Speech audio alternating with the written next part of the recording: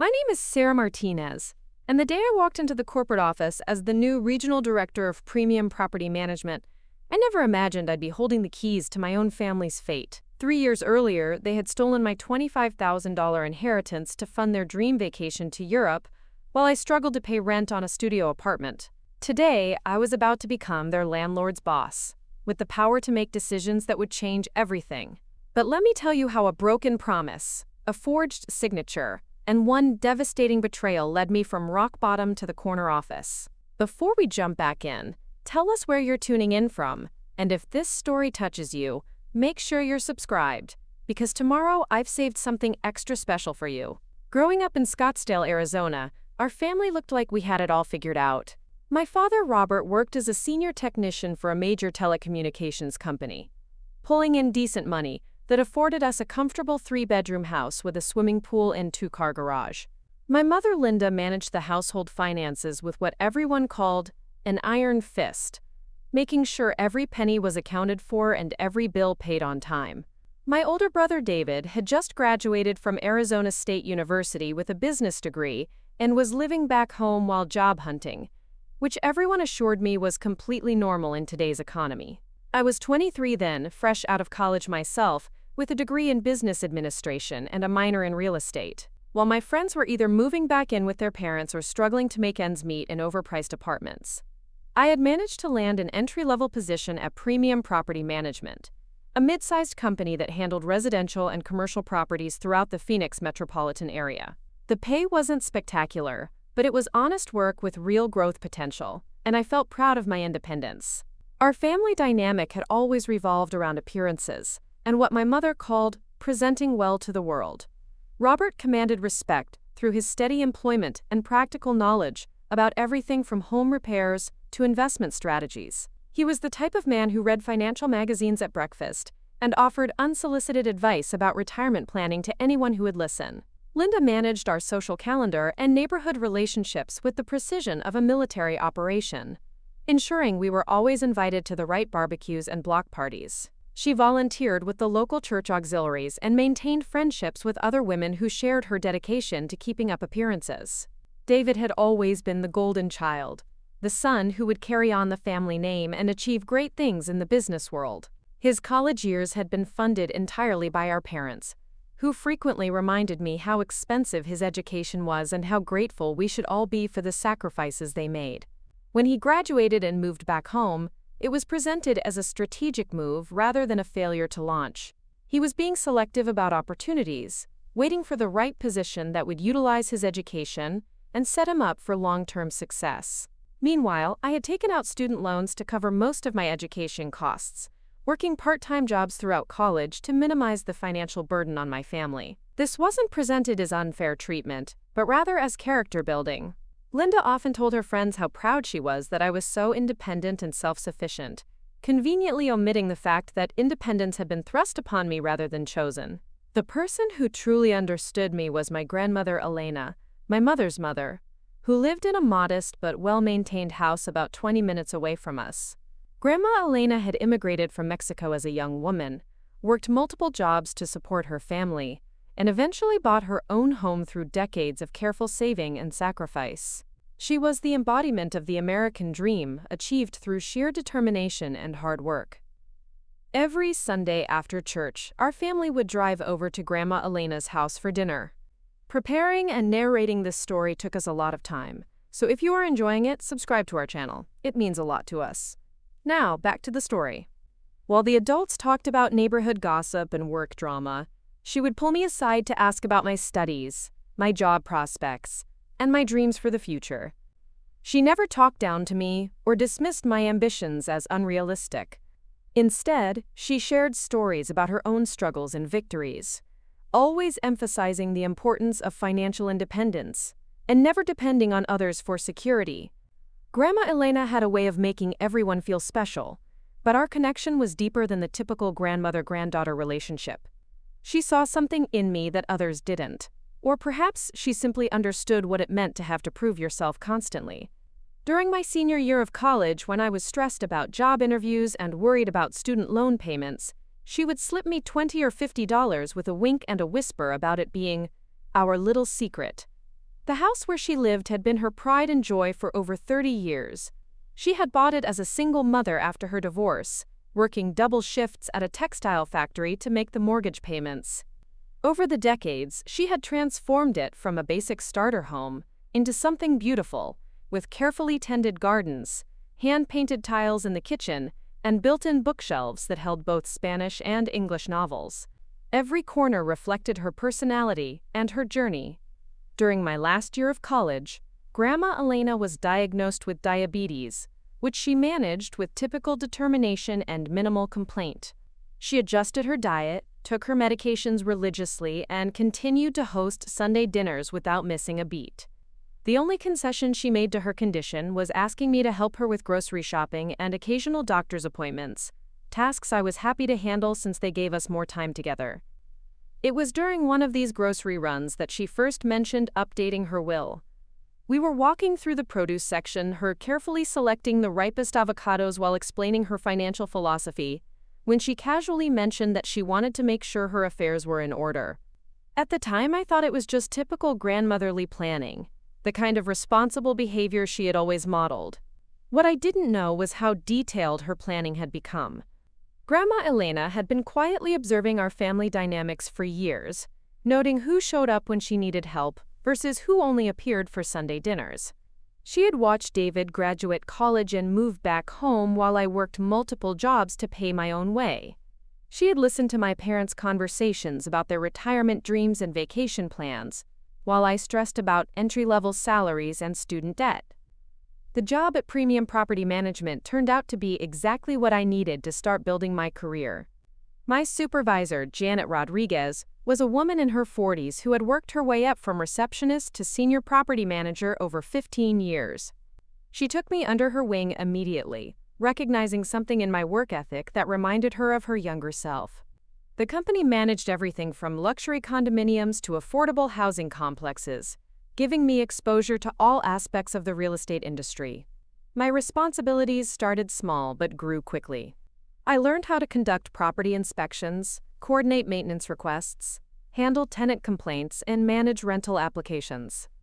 Janet taught me that successful property management required equal parts customer service skills, business acumen, and firm boundary setting. Tenants needed to know you cared about their concerns, but they also needed to respect the rules and meet their obligations. Within 6 months, I was handling my own small portfolio of properties and earning small bonuses based on occupancy rates and tenant satisfaction scores. The work was challenging but rewarding, and I could see a clear path for advancement within the company. Janet frequently mentioned that Premium Property Management promoted from within and valued employees who demonstrated both competence and loyalty. My family's reaction to my job was mixed. Robert approved of the steady income and benefits package, often mentioning to neighbors that his daughter worked in, quote, property management, which sounded more impressive than the reality of my daily tasks.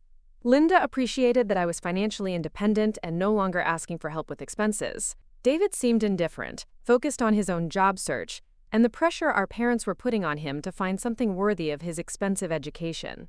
The balance in our household shifted as months passed. David's confidence began to wane as rejection letters accumulated and promising interviews led nowhere. He had expected to graduate into a management position with a starting salary that would justify the investment in his education. Instead, he was competing with hundreds of other new graduates for entry-level positions that paid less than what I was earning in property management. My parents' response to David's struggles was to increase their financial and emotional support while lowering their expectations. They paid for career coaching services, professional wardrobe updates, and networking event tickets.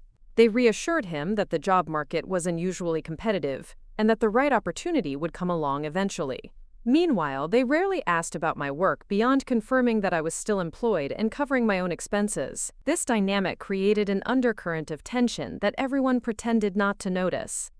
Sunday dinners at Grandma Elena's became increasingly awkward as David's mood darkened, and my parents' forced optimism became more strained. Grandma Elena, however, continued to ask pointed questions about my career development and offered encouragement about my future prospects in real estate. It was during one of these Sunday dinners that Grandma Elena pulled me aside in her kitchen while Linda was serving dessert. She had been quieter than usual during dinner, and I could tell something was weighing on her mind. As we stood together washing dishes, she asked me about my long-term goals and whether I felt supported by the family in pursuing them. The question caught me off guard because it forced me to articulate feelings I had been trying to ignore. I told her about my plans to eventually get my real estate license and maybe even start my own property management company someday. She listened carefully, nodding and asking follow-up questions about the practical steps involved and the financial investment required. When I mentioned that I was slowly saving money for real estate courses and licensing fees while paying down my student loans, her expression became thoughtful. She didn't offer advice or solutions, but I could tell she was processing information and making mental calculations. That conversation would prove more significant than either of us realized at the time. 2 weeks later, Grandma Elena called me at work, something she rarely did unless it was an emergency. Her voice sounded tired, but determined, as she asked if I could come over that evening to help her with some paperwork. When I arrived at her house after work, I found her sitting at her kitchen table with legal documents spread out in front of her and a cup of coffee that had gone cold hours earlier.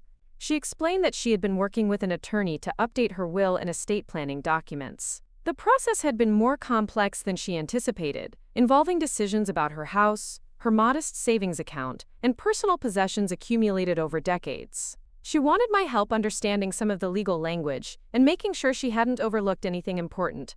As we worked through the documents together, I began to understand the scope of what she was planning. Grandma Elena owned her house outright, with an estimated value of around $150,000. She had savings accounts totaling about $40,000, plus a small life insurance policy and some jewelry that had been passed down through her family. For someone who had worked factory jobs and cleaned houses to make ends meet, she had accumulated a modest but respectable estate through careful planning and sacrifice. The will itself was straightforward in most respects. The house would be sold, with proceeds divided among her 3 children, including my mother.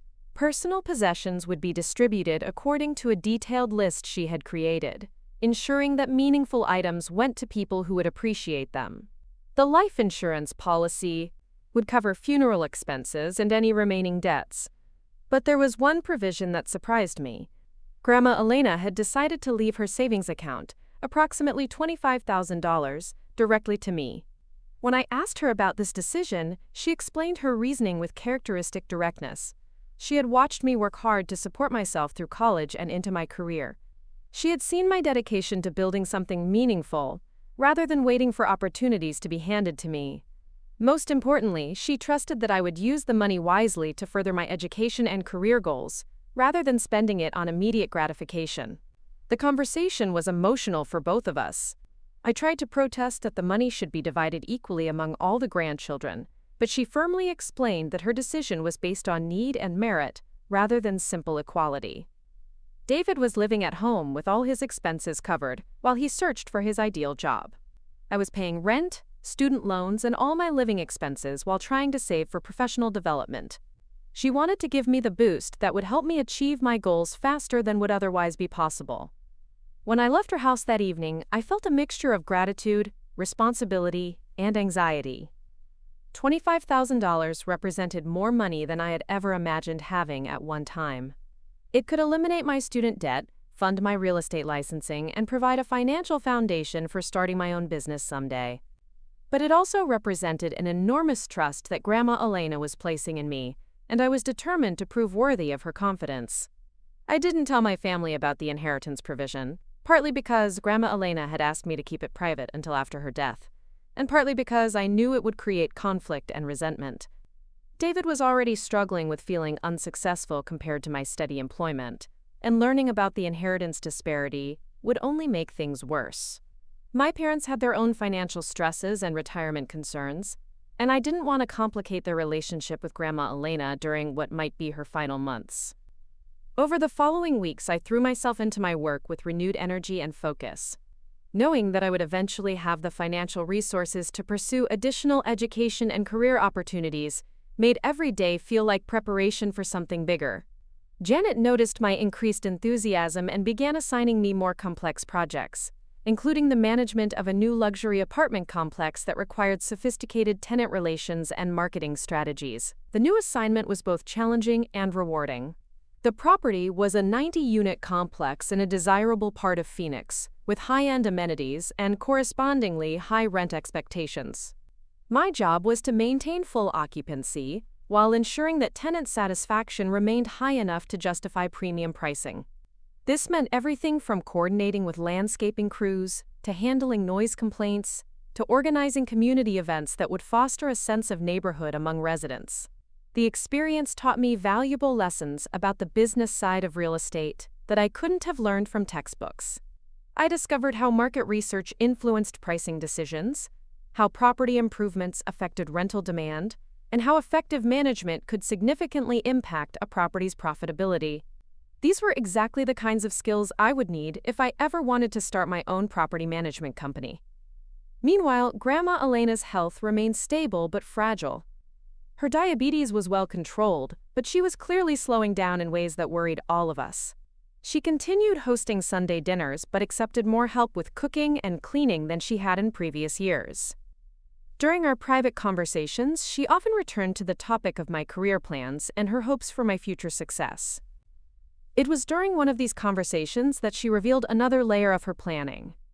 In addition to leaving me the savings account, she had been quietly researching real estate investment opportunities and market trends in the Phoenix area. She wanted to understand the industry I was entering so she could offer informed advice and encouragement. Her questions about my work became more sophisticated as she learned about cap rates, occupancy trends, and property management profit margins. This level of attention and investment in my future made me even more determined to succeed. I began taking online courses in real estate law and property management best practices during my free time. I attended industry networking events where I met established professionals who shared insights about building successful careers in real estate. Every conversation and learning opportunity felt like preparation for the day when I would have the financial foundation to take bigger risks and pursue larger goals. The irony was that while I was planning for a future made possible by Grandma Elena's generosity, my family was developing their own plans that would soon collide catastrophically with mine.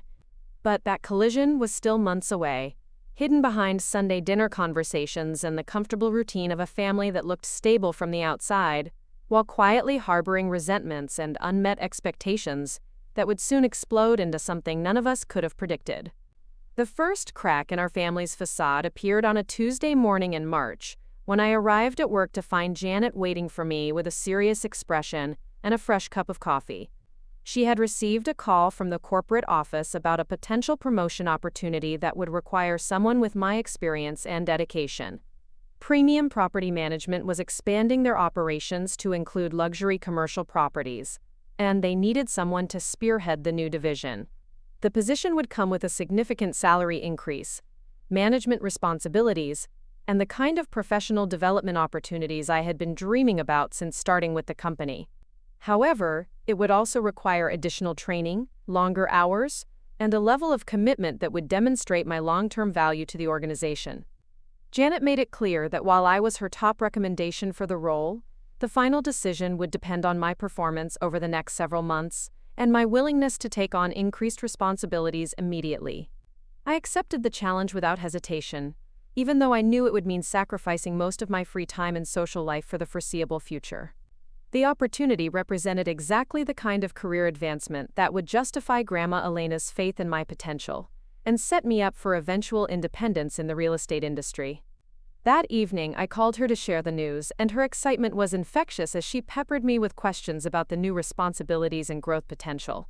Meanwhile, the atmosphere at home was becoming increasingly strained as David's job search continued to yield disappointing results. He had been out of college for nearly 8 months, and the confident young man who had graduated with honors was becoming bitter and defensive about his lack of professional success. My parents' encouragement was beginning to sound forced, and their financial support was creating tension in their own relationship as retirement concerns competed with their desire to help their son. The contrast between my advancing career and David's stagnant situation was becoming impossible to ignore during family gatherings. While I shared updates about new projects and professional development opportunities, David's contributions to conversations became increasingly negative. He criticized the job market, complained about unrealistic employer expectations, and dismissed entry-level positions as beneath his qualifications.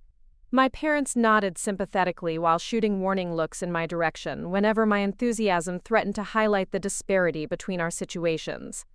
Grandma Elena noticed the tension during our Sunday dinners, but chose to address it privately rather than creating confrontation at the table. She began inviting me to stay after other family members left, using the excuse of needing help with household tasks or wanting to discuss her medical appointments. During these extended visits, she expressed concern about the family dynamics and warned me to be careful about sharing too much information about my career success. Her warnings proved prescient when David finally exploded during a family dinner in early April. I had mentioned receiving recognition from corporate headquarters for my management of the luxury apartment complex, when he slammed his fork down and accused me of constantly showing off my achievements. According to him, I was being insensitive to his struggles and deliberately making him look bad in front of our parents.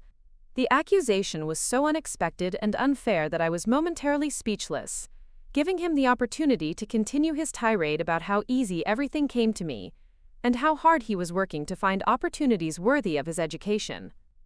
My parents' response revealed everything about the family hierarchy that I had been trying to ignore for months. Instead of defending me or pointing out that I was simply sharing positive news about my career, they immediately moved to soothe David's wounded feelings and suggested that I should be more considerate of his situation. Linda recommended that I tone down my enthusiasm about work-related topics, while Robert suggested that my success was partly due to luck and timing rather than superior effort or ability. The message was clear. My achievements were acceptable as long as they didn't overshadow David's struggles or challenge the family narrative about his potential for future success. I was expected to minimize my own accomplishments to protect his ego and maintain the illusion that his unemployment was a temporary setback rather than a pattern of unrealistic expectations and poor planning. That night, I lay in my studio apartment, wondering how I had never noticed the conditional nature of my family's support. They were proud of my independence when it relieved them of financial responsibility for my education and living expenses. They appreciated my career success when it reflected well on their parenting and family values. But the moment my achievements threatened to highlight David's shortcomings or challenge their investment in his future, I was expected to diminish myself for the sake of family harmony. The realization was both liberating and isolating.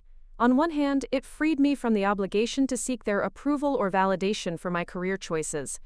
On the other hand, it meant accepting that I would always be secondary to David in their priorities and affections, regardless of our respective efforts or achievements.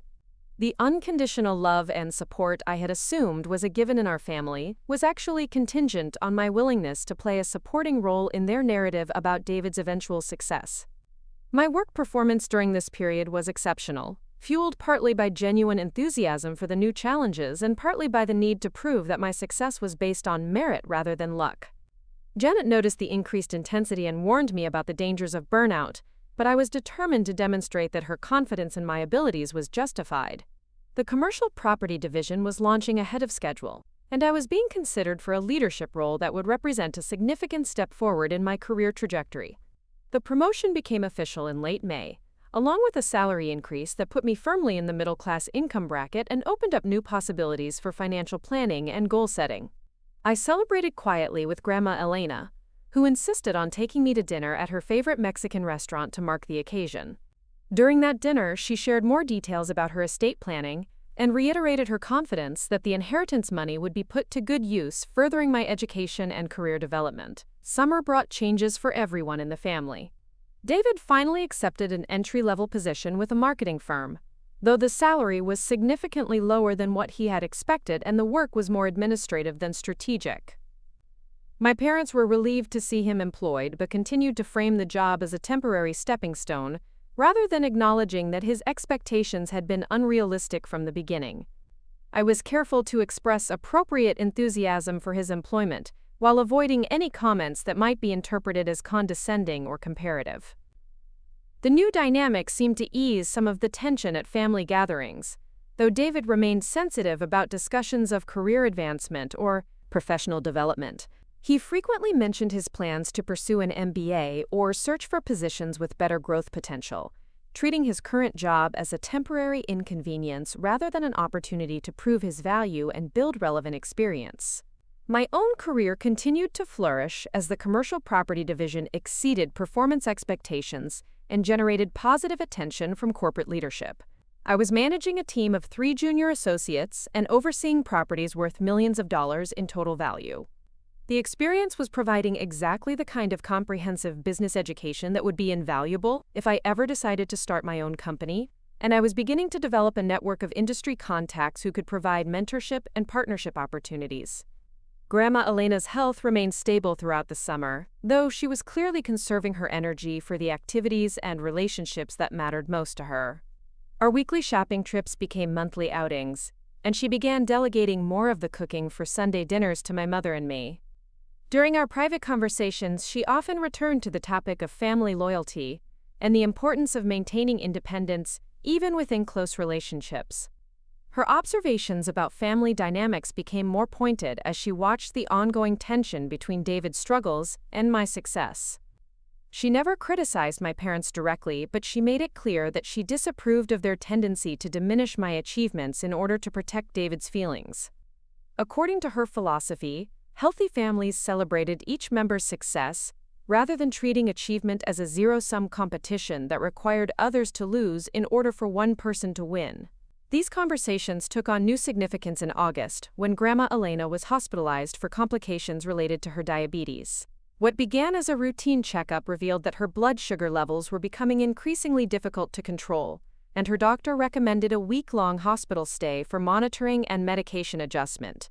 The hospitalization was successful in terms of stabilizing her condition, but it served as a wake-up call for all of us about her mortality and the importance of spending quality time together while we still could. During her recovery period, I took vacation time to help with her daily care and household maintenance. We spent long afternoons sitting in her garden, talking about her life experiences and the lessons she had learned about family, work, and financial independence. She shared stories about her early years in America, the challenges of raising children as a single mother, and the satisfaction of eventually achieving home ownership and financial stability through her own efforts. It was during one of these afternoon conversations that she revealed the extent of her concerns about our family's financial planning and priorities. She had observed my parents' spending patterns over the years and worried that they were not adequately preparing for retirement while simultaneously supporting David's extended transition to independence. Their generosity toward him was admirable but potentially unsustainable, especially if his career development continued to lag behind their expectations. More troubling to her was the family's tendency to prioritize short-term harmony over honest communication about financial realities and personal responsibility. She believed that my parents' reluctance to set firm boundaries with David was ultimately harmful to his development and unfair to me, since it created an expectation that my independence and success should be downplayed to avoid highlighting his shortcomings. These insights helped me understand why she had structured her estate planning to provide me with direct financial support, rather than leaving everything to be divided equally among her children and grandchildren. She wanted to ensure that my career development wouldn't be hindered by family dynamics that favored David's needs over my potential. The inheritance was her way of investing in my future success, while also making a statement about the importance of rewarding effort and achievement, rather than simply providing equal outcomes regardless of individual contributions. As autumn approached, Grandma Elena's health stabilized but never fully returned to her previous energy levels. She continued to host Sunday dinners but accepted more help with preparation and cleanup than ever before. Her doctor recommended regular monitoring and gradual lifestyle adjustments, but there was no immediate crisis or dramatic decline in her condition. We all settled into a new normal that acknowledged her limitations, while maintaining the family traditions that brought us together. My work responsibilities continued to expand as the commercial property division exceeded all performance projections and attracted attention from competitors trying to recruit key personnel. Janet was promoted to regional manager, which opened up additional advancement opportunities for me within the company hierarchy. The combination of increased responsibility, higher compensation, and industry recognition was validating my career choices and building the foundation for eventual entrepreneurship. The contrast between my professional trajectory and David's continued struggles became more pronounced as months passed.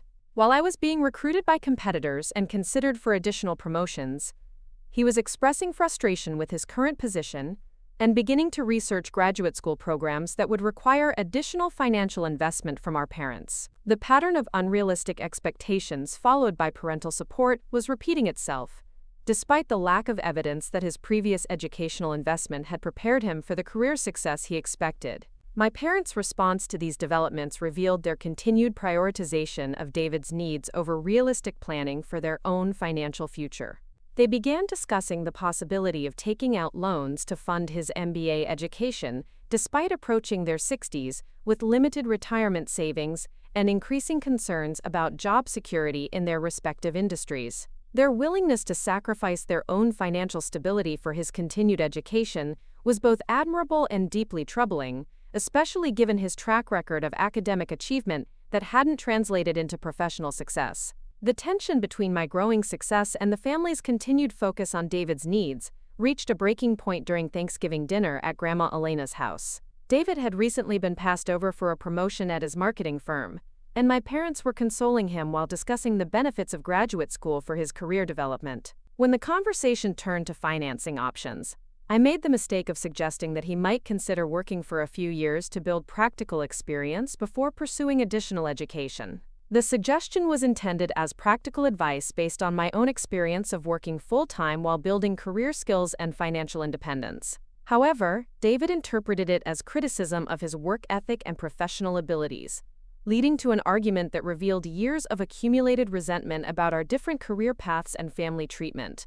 He accused me of thinking I was better than him because of my job success, while I pointed out that I had never received the level of financial support that was being offered for his graduate education. The argument escalated until Grandma Elena intervened with a sharp reminder that we were guests in her home and that family disagreements should be handled with respect for each other's feelings and perspectives. Her intervention ended the immediate conflict, but the underlying tensions remained unresolved and would continue to simmer beneath the surface of future family interactions. That evening, as I helped Grandma Elena clean up after dinner, she expressed disappointment about the family dynamics and concern about the impact on my well-being. She reiterated her belief that healthy families supported each member's success, rather than creating competition or resentment between siblings. Her words carried additional weight because we both understood that her time with us was limited, and that these observations represented her final assessment of the family relationship she had observed for decades.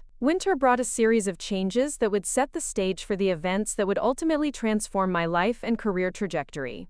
Grandma Elena's health remained stable but fragile. David's dissatisfaction with his job intensified his focus on graduate school applications, and my professional responsibilities continued to expand as Premium Property Management prepared for further growth and expansion in the coming year. The stage was set for the confrontation that would reveal the true nature of my family's priorities and force me to choose between maintaining relationships built on unequal expectations and pursuing the independent path that Grandma Elena had encouraged and financially supported. The inheritance money that represented her faith in my potential would soon become the catalyst for decisions that would change everything about my relationship with my family and my understanding of my own worth and capabilities. The call came on a Wednesday morning in February while I was reviewing quarterly reports at my office. My mother's voice was shaking as she told me that Grandma Elena had suffered a heart attack during the night and was in intensive care at Phoenix General Hospital. The news hit me like a physical blow, even though we had all known that her health was fragile and that something like this was always a possibility. I immediately told Janet I had a family emergency and drove straight to the hospital, my hands trembling on the steering wheel as I navigated through morning traffic. When I arrived at the ICU, I found my parents and David already gathered in the waiting room, their faces etched with worry and exhaustion. The doctor explained that Grandma Elena had experienced a massive heart attack that had caused significant damage to her cardiac muscle. While she was stable for the moment, her prognosis was uncertain, and the next 48 hours would be critical in determining whether she would recover enough to return home or if we should prepare for the worst possible outcome. The following days blurred together in a haze of hospital visits, whispered conversations with medical staff, and family discussions about care options and end-of-life preferences. Grandma Elena drifted in and out of consciousness, sometimes lucid enough to recognize us and exchange a few words, other times completely unresponsive to our presence. During her alert moments, she would squeeze my hand and ask about work, always focused on my future even when facing her own mortality. On Friday evening, during one of her more coherent periods, she asked me to bring her purse from the bedside table.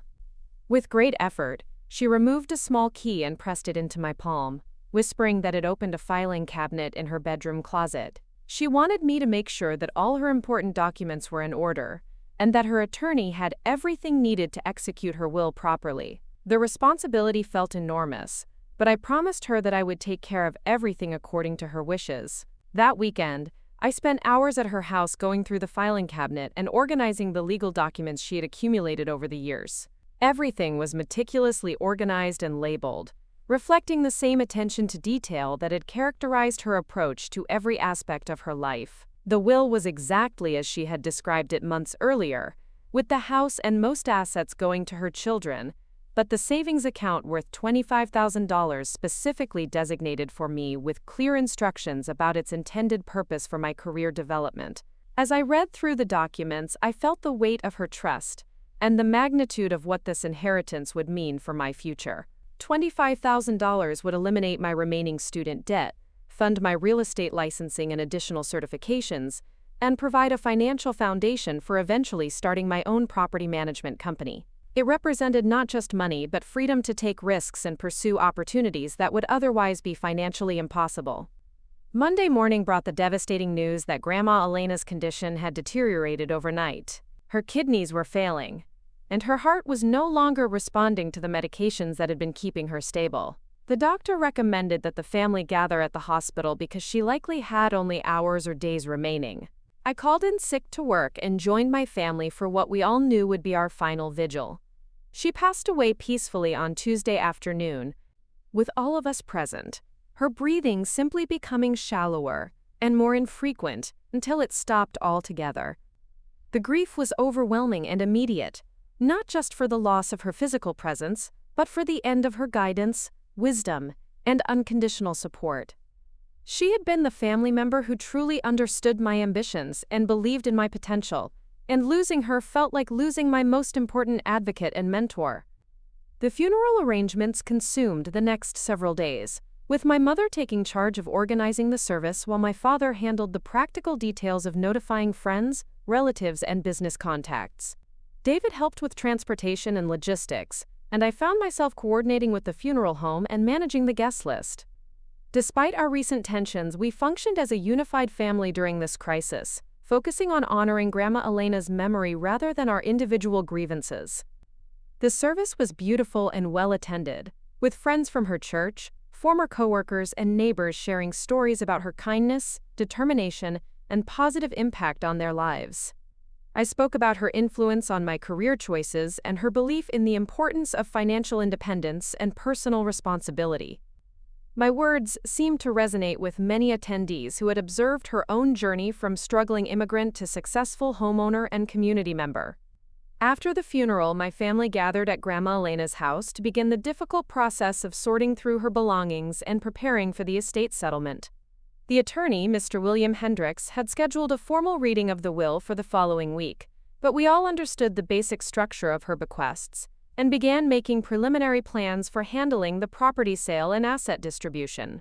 The house would need to be cleaned out and prepared for sale, which meant deciding what to keep, what to donate, and what to discard from decades of accumulated possessions.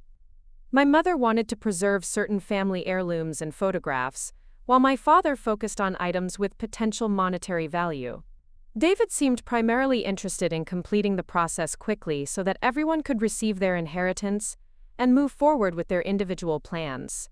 I found myself drawn to her home office and the filing cabinet where she had kept all her important documents. As I organized papers and reviewed financial statements, I discovered additional evidence of her careful planning and attention to detail. She had maintained meticulous records of all her expenses, investments, and legal obligations, making the estate settlement process as straightforward as possible for her survivors. The formal reading of the will took place the following Wednesday in Mr. Hendricks' downtown office. The atmosphere was somber but businesslike as he reviewed the document paragraph by paragraph, explaining the legal language and the practical implications of each bequest. The house and its contents would be sold, with proceeds divided equally among Grandma Elena's 3 children. Her jewelry and personal effects would be distributed according to a detailed list she had prepared. Her life insurance policy would cover funeral expenses and any outstanding debts. When Mr. Hendricks reached the section about the savings account, I felt my heart rate increase with anticipation and nervousness. He read the provision clearly and slowly, explaining that the account containing approximately $25,000 was being left specifically to me, with the stated purpose of supporting my real estate career development and educational advancement. The room fell silent as the implications of this bequest became clear to everyone present.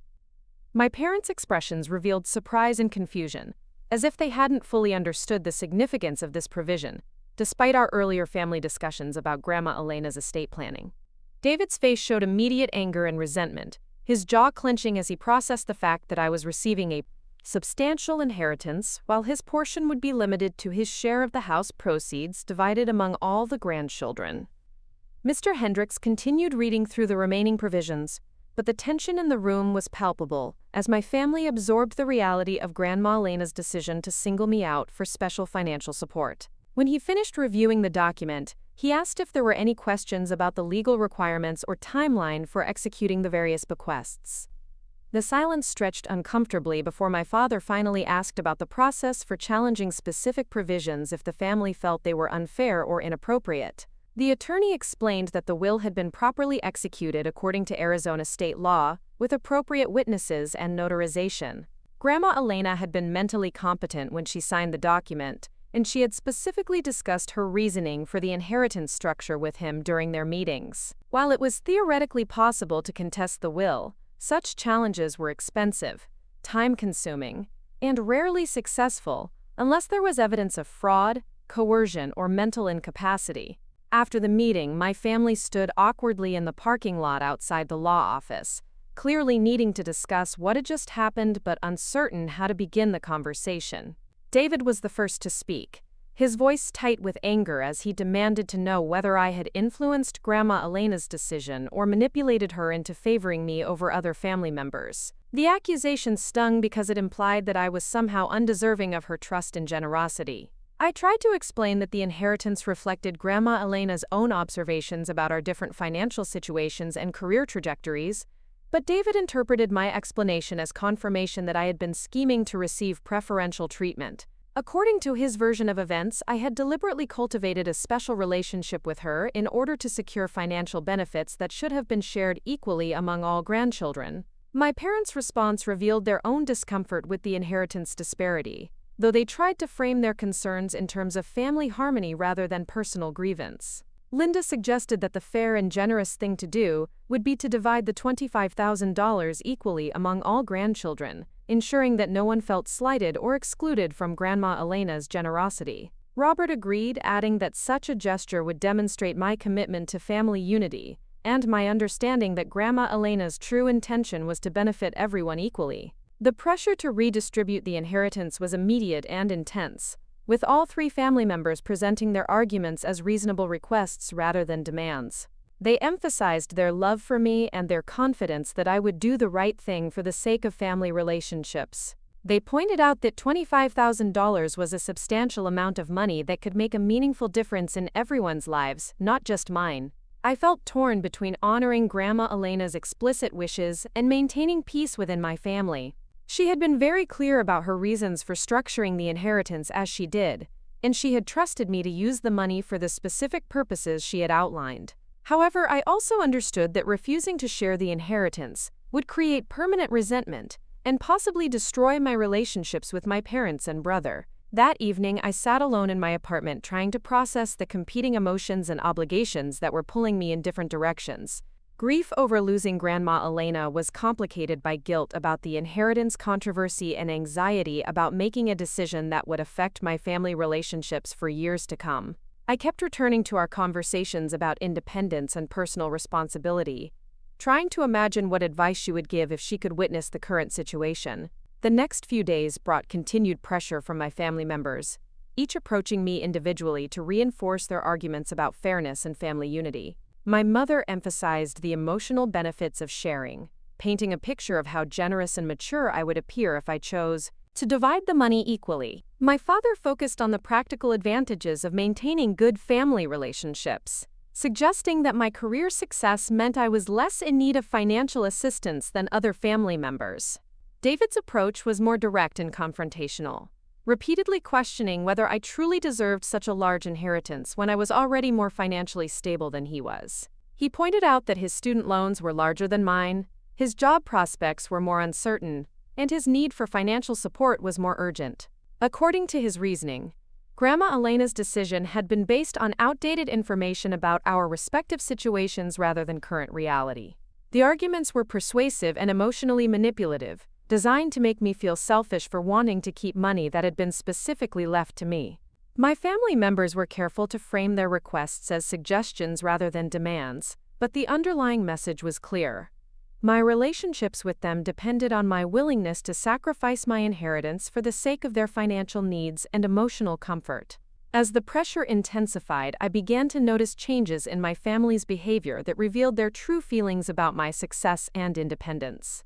Comments about my job became subtly critical, with suggestions that property management was less challenging or prestigious than other career paths. My apartment and lifestyle choices were scrutinized and found wanting, with implications that I was living beyond my means or making poor financial decisions. Most troubling was the gradual revelation that my family had been planning their own financial decisions based on the assumption that I would share the inheritance. David had been researching graduate school programs and calculating tuition costs based on receiving a portion of the $25,000. My parents had been discussing vacation plans and home improvements that would be funded by their share of the money. They had all assumed that my cooperation was a given, rather than a choice. The realization that they had been counting on money that wasn't theirs to count on was both shocking and revealing.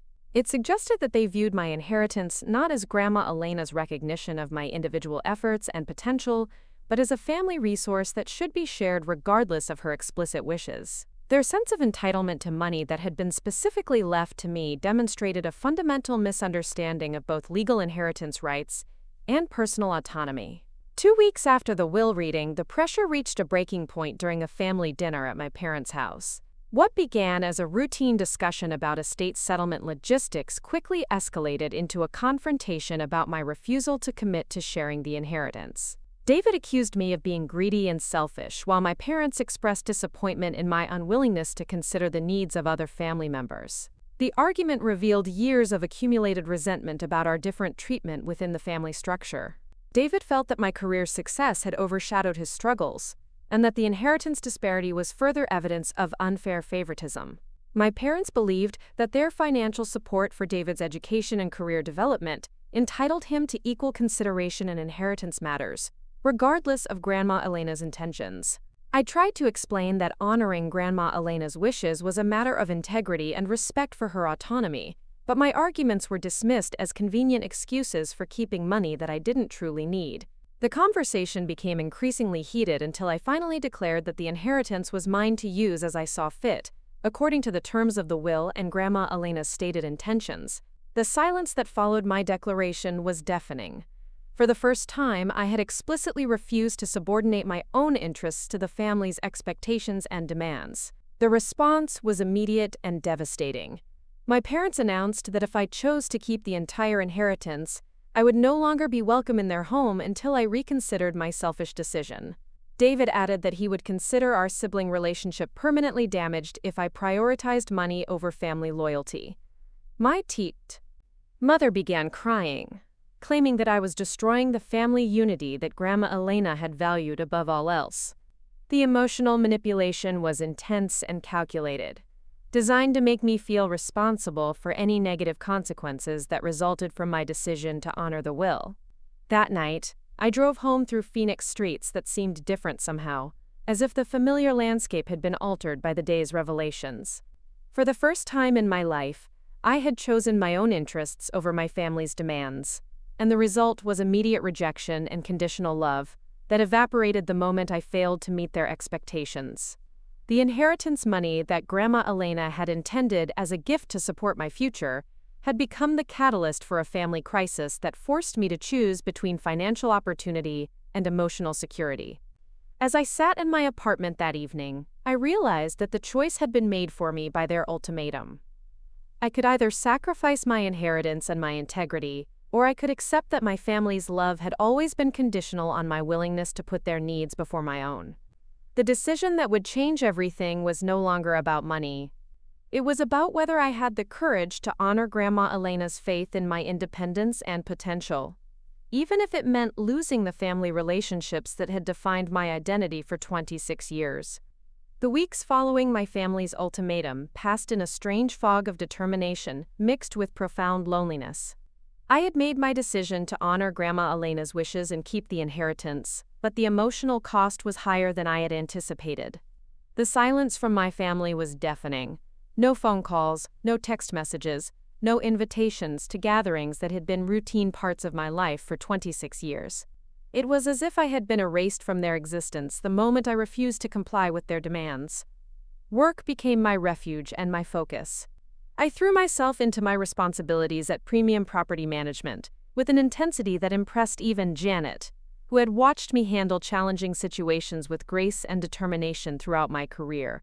The commercial property division was exceeding all performance expectations, and corporate headquarters was beginning to discuss expansion opportunities that would require additional leadership personnel. During this period of family estrangement, I began the process of accessing Grandma Elena's inheritance through the proper legal channels. Mr. Hendricks guided me through the paperwork and administrative requirements, ensuring that all transfers were completed according to Arizona state law and the terms of the will. The money was deposited into a separate savings account that I opened specifically for career development purposes, exactly as Grandma Elena had intended. With the financial foundation now in place, I started researching real estate licensing programs and advanced property management certifications that would enhance my qualifications and open up new career opportunities. The $25,000 would cover not only the educational costs, but also provide a buffer that would allow me to take calculated risks, such as eventually starting my own property management company or investing in real estate ventures. The irony wasn't lost on me that I was building my future using money that had caused me to lose my family relationships. But as weeks turned into months, I began to understand that Grandma Elena had perhaps foreseen this possibility and structured her bequest specifically to give me the independence I would need to thrive without their conditional support. My social life during this period was limited, but meaningful. Janet and her husband Mark invited me to dinner occasionally, treating me like family, and providing the kind of unconditional support I had always hoped to receive from my biological relatives. My coworkers at Premium Property Management noticed my increased dedication and began including me in professional networking events and industry social gatherings. Through these professional connections, I met Maria Santos, a successful real estate broker who had started her own agency after years of working for larger firms. She became an informal mentor, sharing insights about the real estate industry and offering advice about career development strategies. Maria had also experienced family conflicts related to her professional success, and she understood the isolation that came with choosing career advancement over family expectations. Spring arrived with new opportunities and continued silence from my family. I had completed my real estate licensing coursework and passed the state examination, adding valuable credentials to my professional portfolio.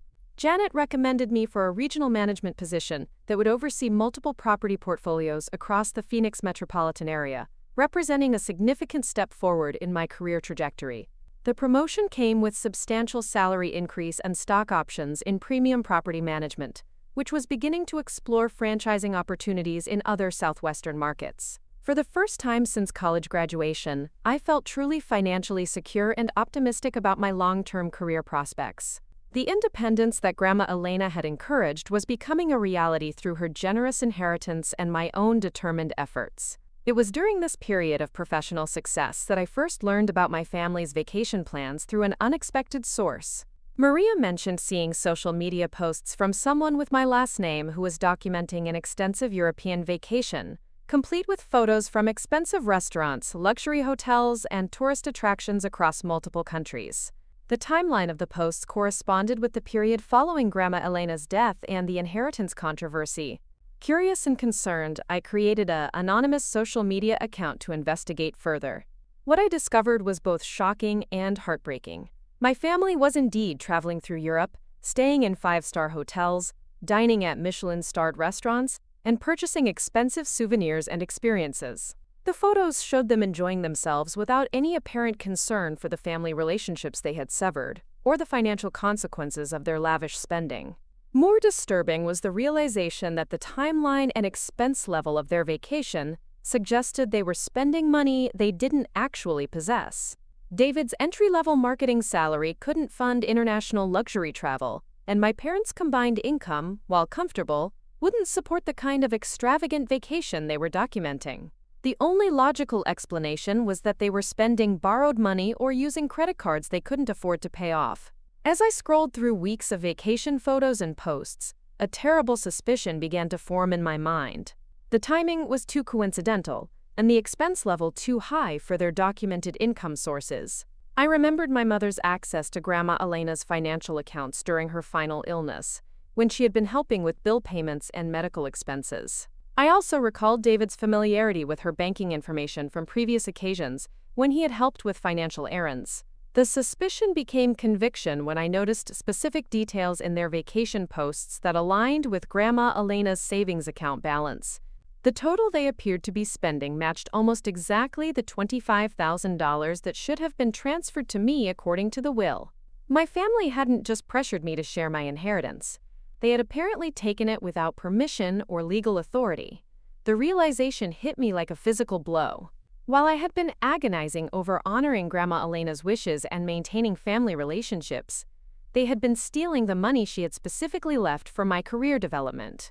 Their moral outrage about my refusal to share had been a calculated performance designed to cover their own illegal actions. The ultimatum and emotional manipulation had been tactics to prevent me from questioning where the money had gone.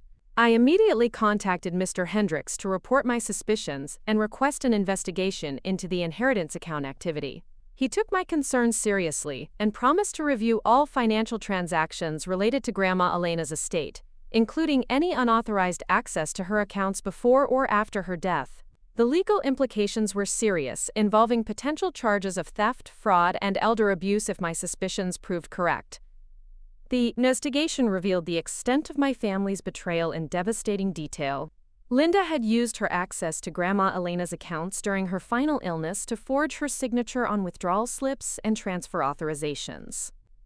Robert had helped by providing false documentation and serving as a witness to forged signatures. David had been the primary beneficiary of the stolen funds, using them to pay off his student loans and finance the European vacation that had exposed their crime. They had structured the theft carefully, timing withdrawals to coincide with Grandma Elena's hospitalization when she was too ill to monitor her accounts or question unexpected activity. They had used their knowledge of her banking habits and personal information to bypass security measures and access funds that legally belonged to her estate. The total amount stolen was exactly $25,000. The inheritance that was supposed to support my career development. Mr. Hendricks explained that the evidence was sufficient to pursue criminal charges against all three family members, though the legal process would be complex and emotionally difficult. He also outlined options for civil recovery of the stolen funds, which might be faster but wouldn't address the criminal aspects of their actions. The decision about how to proceed was mine to make, but he strongly recommended reporting the theft to law enforcement regardless of my personal feelings about prosecuting family members. The betrayal was complete and devastating. Not only had my family stolen money that Grandma Elena had specifically left for me, but they had done so while simultaneously pressuring me to feel guilty about receiving an inheritance I never actually got. Their vacation photos weren't just evidence of poor financial planning. They were documentation of how they had spent money stolen from their own mother's estate while she lay dying in a hospital bed. The emotional impact was overwhelming. I had lost my family relationships because I refused to share an inheritance that they had already stolen from me. I had spent months feeling guilty about choosing money over family unity, when in reality they had chosen theft over honesty and integrity. The moral high ground they had claimed during our confrontations had been built on lies, manipulation, and criminal activity. I spent several sleepless nights weighing my options and considering the long-term consequences of different courses of action. Prosecuting my family would likely result in criminal convictions, financial penalties, and prison sentences that would destroy their lives and any possibility of future reconciliation. However, allowing them to escape consequences for their actions would enable their continued dishonesty and send the message that family relationships could excuse theft and fraud. The decision became clear when I considered what Grandma Elena would want me to do in this situation. She had valued honesty, personal responsibility, and fair consequences for choices and actions. She had worked hard for every dollar in her savings account and had trusted me to use that money responsibly for my career development. Allowing her estate to be looted by family members who felt entitled to money that wasn't theirs would be a betrayal of her trust and her values. I contacted the Phoenix Police Department and filed a formal complaint about the theft, providing all documentation and evidence that Mr. Hendricks had gathered during his investigation. The detective assigned to the case was experienced in financial crimes and elder abuse, and she immediately recognized the serious nature of the charges. Arrests would be made within days, and the legal process would begin that would ultimately hold my family accountable for their criminal actions. The arrest warrants were executed on a Tuesday morning while my family was still recovering from their European vacation and dealing with the credit card bills and financial reality of their extravagant spending. The charges included theft, fraud, forgery, and elder abuse. Serious felonies that carried significant prison sentences and financial penalties. Their reaction, according to the police reports I later received, was shock and outrage that I had chosen to prosecute them rather than resolving the matter privately within the family. The local news media picked up the story because of its unusual circumstances: adult children stealing inheritance money from their dying mother's estate, while manipulating the intended beneficiary to feel guilty about receiving money they had already taken. The coverage was embarrassing for my family and their employers, adding professional consequences to the legal penalties they were facing. My parents were placed on administrative leave from their jobs, pending the outcome of the criminal charges. David was terminated from his marketing position when his employer learned about the theft and fraud charges. Their comfortable middle-class lifestyle collapsed almost immediately, as they were forced to hire attorneys, post bail, and deal with the financial consequences of their crime spree. The stolen inheritance money was largely gone, spent on their European vacation and David's student loan payments. Recovery would require liquidating their assets, including potentially forcing the sale of their family home to generate funds for restitution. The irony was bitter. They had destroyed their own financial stability while stealing money that was intended to help me build mine. Throughout this process, I received no contact from any family members, no apologies, no explanations, no attempts to make amends for their actions. Their silence spoke volumes about their character and their priorities. Even when faced with the consequences of their criminal behavior, they chose to maintain their victim narrative, rather than accepting responsibility for their choices. The legal proceedings moved forward with methodical efficiency. Mr. Hendricks worked with the prosecutor's office to ensure that all evidence was properly presented, and that restitution arrangements were structured to maximize recovery of the stolen funds. The case was strong enough that plea negotiations began almost immediately, with my family's attorneys seeking reduced charges in exchange for guilty pleas and cooperation with asset recovery efforts. As spring turned to summer, I found myself in the strange position of rebuilding my life without the family relationships that had previously defined my identity, while simultaneously watching them face the consequences of betraying my trust and stealing from their own mother's estate. The inheritance money that was supposed to provide a foundation for my career development had instead become the catalyst for revelations about my family's true character and priorities. The professional opportunities that emerged during this period felt like validation that I had made the right choices, despite the enormous personal cost. Premium Property Management offered me a position as Regional Operations Director, with responsibility for overseeing property portfolios across 3 states and leading expansion into new markets. The role came with equity participation in the company and the potential for significant financial rewards as the business grew. More importantly, the position would give me the experience and industry connections needed to eventually start my own property management company, fulfilling the career goals that Grandma Elena had supported with her inheritance. Even though the money had been stolen, Her investment in my potential was paying dividends through the opportunities and confidence that came from knowing she had believed in my abilities and character. The betrayal had taught me important lessons about family dynamics, personal boundaries, and the difference between conditional and unconditional love.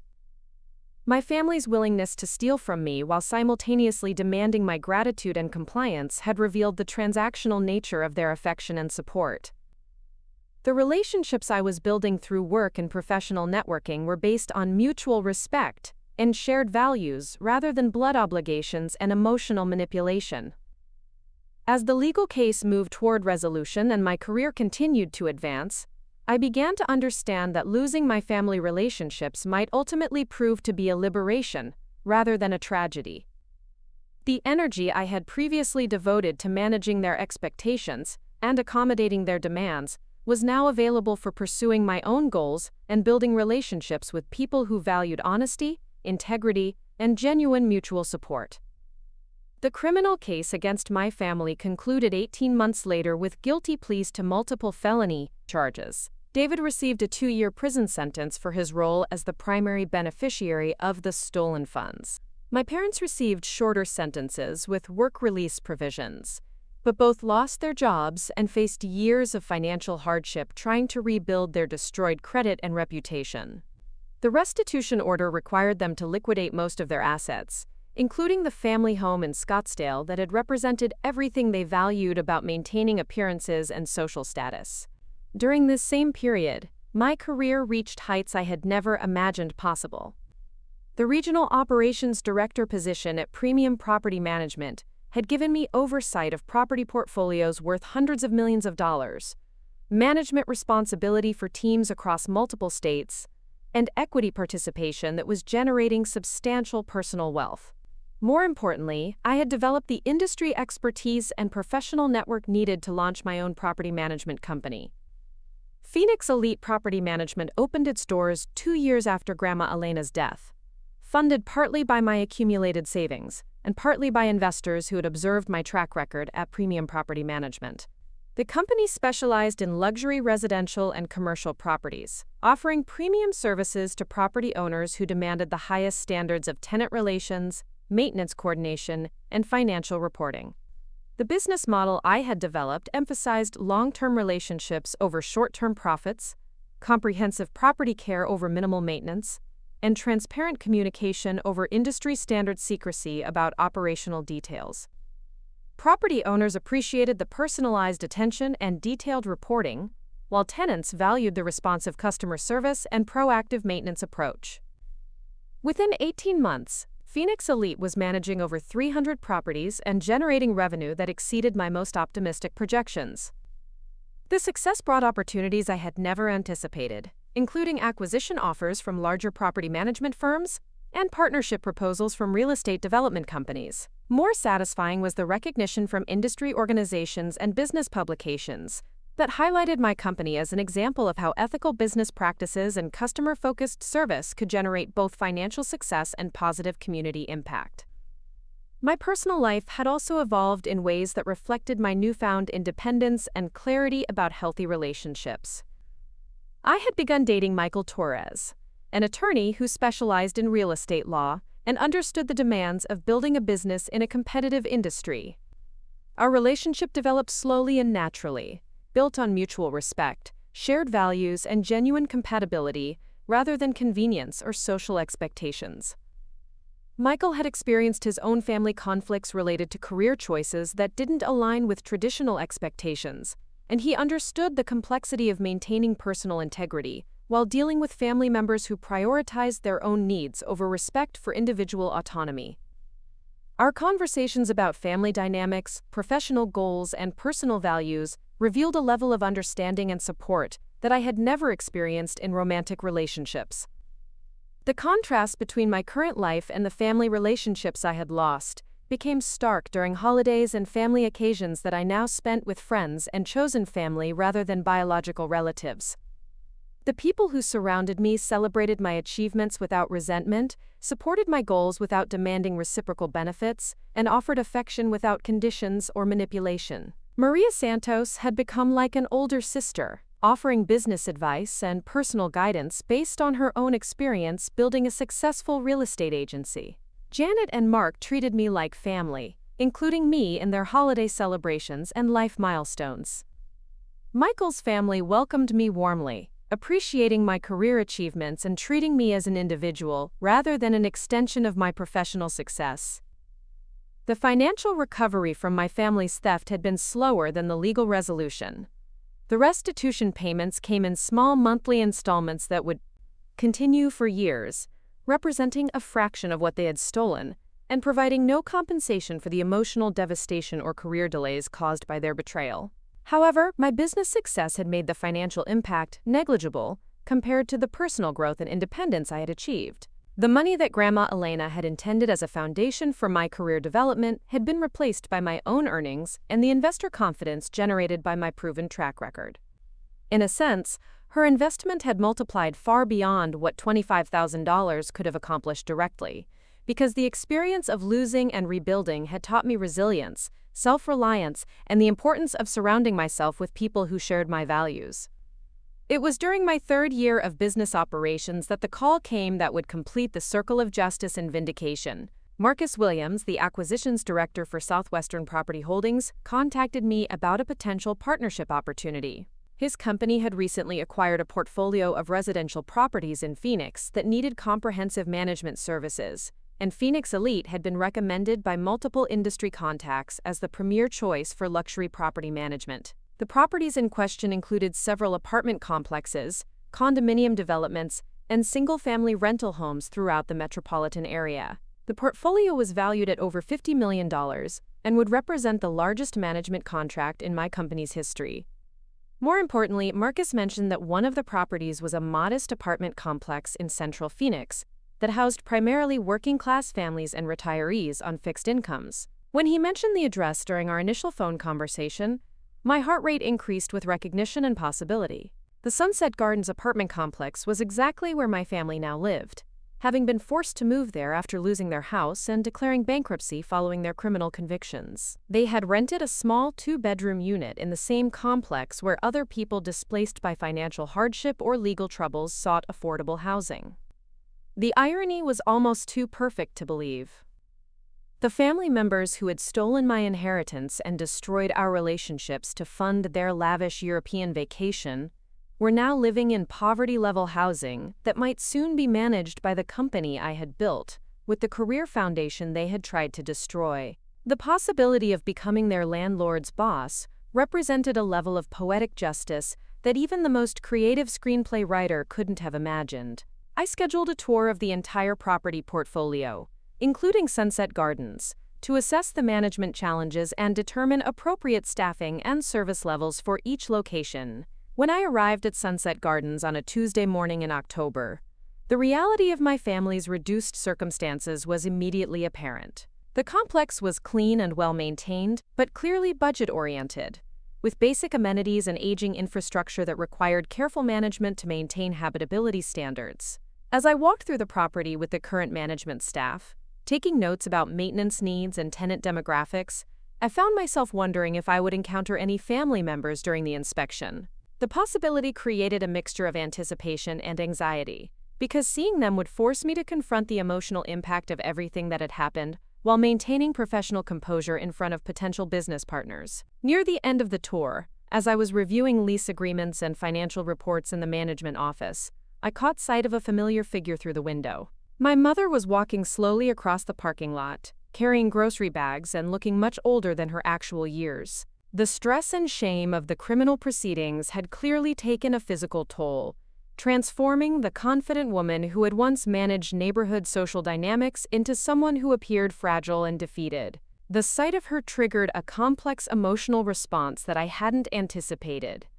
Despite everything she had done, despite the theft and manipulation and years of conditional love, part of me still felt sadness at seeing her reduced circumstances. But that sadness was tempered by the knowledge that her situation was entirely the result of choices she had made, consequences she had earned through her own actions rather than random misfortune or external circumstances. I completed the property inspection and submitted a comprehensive management proposal to Southwestern Property Holdings that outlined my company's approach to maintaining each property while maximizing occupancy rates and tenant satisfaction. The Sunset Gardens contract would be challenging because of the demographic mix and aging infrastructure, but the management fees would be substantial enough to justify the additional staff and resources required. 2 weeks later, Marcus called to confirm that Phoenix Elite Property Management had been selected as the management company for the entire portfolio, including Sunset Gardens. The contracts would be finalized within 30 days, and management responsibilities would transfer to my company by the end of the year. I would officially become the boss of the property management company that now controlled my family's housing situation.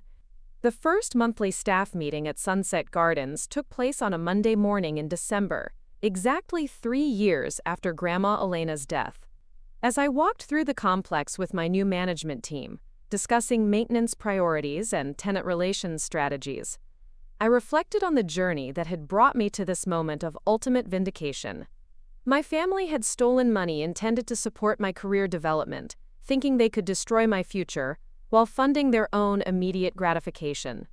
Instead, their betrayal had freed me from toxic relationships and forced me to build something even better than what Grandma Elena had envisioned. The inheritance they had stolen would have provided a foundation for my career. The business I had built without it was generating wealth and opportunities far beyond what $25,000 could have accomplished. The tenants at Sunset Gardens would benefit from my company's commitment to quality management and tenant-focused service, regardless of my personal history with some residents. Professional ethics required that I treat all tenants fairly and ensure that my family received the same level of service as everyone else in the complex. However, they would now be subject to the lease terms, rent collection policies, and property rules that I established as their landlord's boss. The psychological satisfaction of the reversal was immense but complicated. I had achieved a level of success that vindicated Grandma Elena's faith in my potential, while simultaneously gaining power over the people who had betrayed her trust and stolen from her estate. Justice had been served through the criminal proceedings, but this felt like a more complete form of accountability that addressed the arrogance and entitlement that had motivated their original theft. During my first few months managing Sunset Gardens, I occasionally encountered family members in common areas or parking lots. They clearly recognized me but never attempted to initiate conversation or acknowledge our history. Whether this was due to shame, resentment, or legal advice from their attorneys, I never knew. The silence suited me perfectly, because it allowed me to maintain professional boundaries while avoiding the emotional complications that any personal interaction would have created. My business continued to expand beyond the Southwestern Property Holdings contract, attracting new clients who valued Phoenix Elite's reputation for ethical practices and superior results. The company was becoming a significant force in the local real estate industry, with growth opportunities that would require additional staff and possibly expansion into other markets within the next few years. Michael and I had moved in together the previous spring, creating a domestic partnership that represented everything my family relationships had never been: honest communication, mutual support, shared goals, and unconditional affection that didn't depend on meeting specific expectations or providing particular benefits.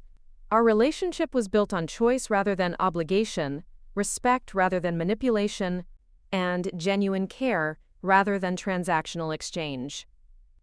As I sat in my office on the anniversary of Grandma Elena's death, reviewing financial reports that showed Phoenix Elite's continued growth and profitability, I felt a profound sense of gratitude for the inheritance she had tried to give me. Although the money had been stolen, her true gift had been the confidence and independence that came from knowing someone believed in my potential enough to invest in my future. The family that had betrayed her trust and stolen from her estate was now living in circumstances that reflected the consequences of their choices. They had traded financial security, professional reputation, and family relationships for a few months of luxury vacation that had been funded by theft and fraud. The cost of their European adventure had been their entire comfortable lifestyle and any possibility of rebuilding relationships with the person they had wronged. Meanwhile, I had built a successful business, developed healthy relationships, and achieved the financial independence that Grandma Elena had always encouraged. The inheritance money they had stolen had been replaced many times over by my own efforts, and the opportunities that came from refusing to accept their manipulation and demands for unearned benefits. The ultimate irony was that their theft had been unnecessary and self-defeating.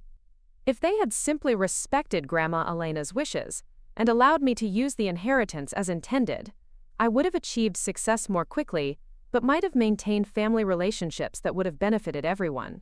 Their greed and entitlement had destroyed the very thing they claimed to value most: family unity and financial security. As my business continued to grow and my personal life flourished, I occasionally wondered whether any of them had learned from the experience or developed insight into the destructive pattern of their behavior.